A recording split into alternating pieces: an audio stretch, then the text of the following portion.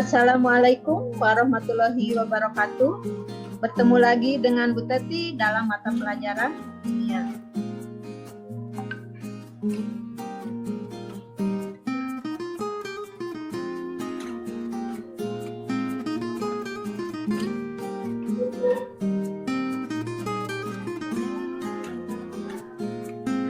Pernahkah kalian memasak air? Di manakah biasanya kalian menyimpan air panas? Biasanya air panas dimasukkan ke dalam termos agar air tetap panas. Tahukah kalian aplikasi menyimpan air dalam termos itu adalah pemanfaatan aplikasi dari termokimia. Mari kita lihat apa yang dimaksud dengan termokimia tersebut.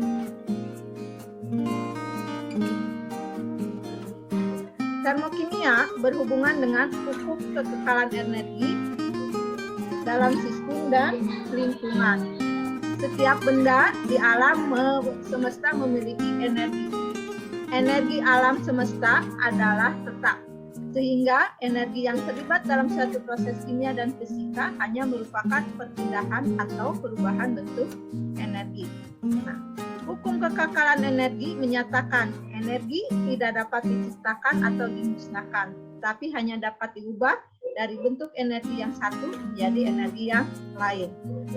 Untuk mengkaji perpindahan atau perubahan bentuk energi, maka dalam ilmu kimia dikenal dengan istilah termokimia, berasal dari kata termos, artinya suhu, dan chemos, artinya kimia. Bahan kimia juga mempunyai energi kimia, sehingga ketika terjadi reaksi kimia, maka energi kimia yang dimiliki oleh bahan kimia akan dilepaskan atau terjadi penyerapan energi. Dalam termokimia ini dikenal istilah sistem dan lingkungan. Apa yang disebut sistem? Sistem itu adalah bagian dari alam semesta yang menjadi pusat perhatian atau fokus pengamatan langsung dalam suatu percobaan tertentu. Sementara lingkungan adalah bagian dari alam yang berada di luar sistem yang berinteraksi dengan satu sistem.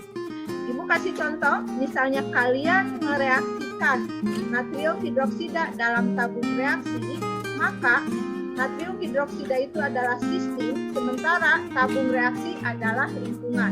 Jika kalian mereaksikannya di laboratorium, maka laboratorium dan tabung reaksi adalah lingkungan, yang sistemnya tetap adalah natrium hidroksidanya. Berdasarkan interaksi dengan lingkungan, sistem terbagi menjadi 3 jenis, yaitu sistem terbuka, sistem tertutup, sistem terisolasi. Kalian bisa lihat yang terbuka, kemudian ini sistem tertutup dan juga sistem terisolasi. Sistem terbuka dapat mempertukarkan materi dan energi dengan lingkungannya. Jadi sehingga ada energi dari sistem ke lingkungan. Sementara sistem tertutup memungkinkan terjadi perpindahan energi saja. Sistem terbuka bisa diambil contoh adalah kopi panas dalam gelas terbuka. Sementara sistem tertutup bisa diambil contoh kopi panas dalam gelas tertutup. Jika kopi panas dalam gelas terbuka, dia akan mudah dingin karena apa? Ada energi dan materi yang ditukarkan di sistem ke lingkungan. Kemudian sistem terisolasi merupakan sistem yang tidak memungkinkan terjadinya perpindahan energi dan materi dengan lingkungannya. Contohnya kopi panas dalam termos. Nah, kemudian dalam termokimia juga dikenal istilah entalpi dan perubahan entalpi. Entalpi merupakan jumlah energi yang dimiliki suatu zat dalam segala bentuk. Entalpi dilambangkan dengan huruf H, berasal dari kata heat atau panas artinya.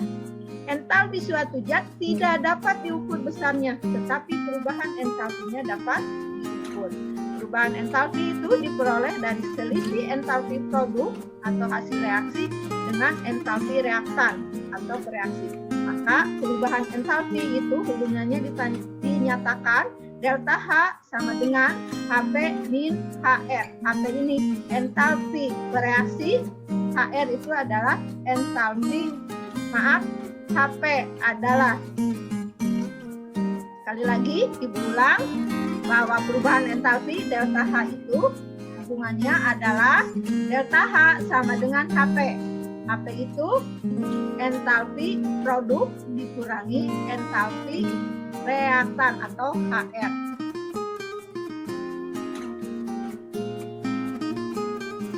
Dalam termokimia juga dikenal reaksi eksoterm dan reaksi endoterm. Apa yang dimaksud dengan reaksi eksoterm? Reaksi eksoterm itu adalah reaksi kimia yang berlangsung dengan melepaskan panas ke lingkungan dari sistem. Kalian bisa lihat sistem melepaskan panas ke lingkungan itu maka disebut reaksi eksoterm. Sementara kalau reaksi endoterm adalah reaksi penyerapan atau membutuhkan energi dari lingkungan. Reaksi endoterm energinya dari lingkungan ke sistem. Contoh reaksi eksoterm dalam kehidupan sehari-hari adalah reaksi pembakaran atau reaksi fermentasi tempe. Kalian bisa coba kalau kalian memegang tempe, maka tempe itu akan terasa hangat. Sementara contoh reaksi endoterm adalah proses fotosintesis pada tumbuhan. Perbedaan reaksi eksoterm dan endoterm dapat dilihat dari diagram energi bentuk ini. Pada reaksi endoterm, entalpi sistem bertambah, maka entalpi produk atau entalpi hasil reaksi lebih besar daripada entalpi reaktan.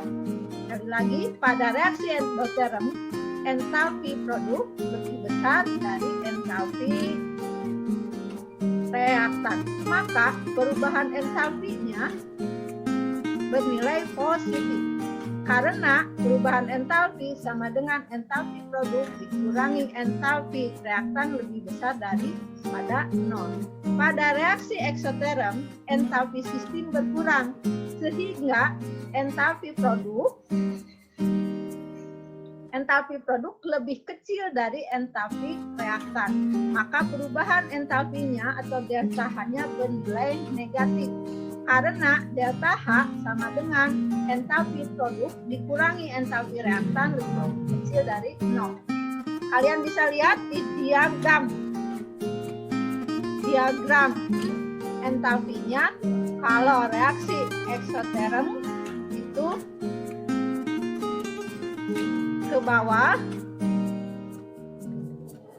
reaksi eksoterm ya, entalpi produknya lebih kecil dari entalpi reaksi, sehingga perubahan entalpinya bernilai negatif. Sementara kalau reaksi endoterm,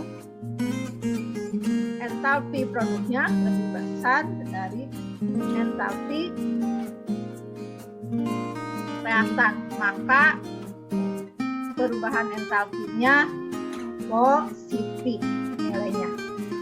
Itu yang Ibu bisa paparkan pada termokimia atau pada pemaparan mengenai termokimia.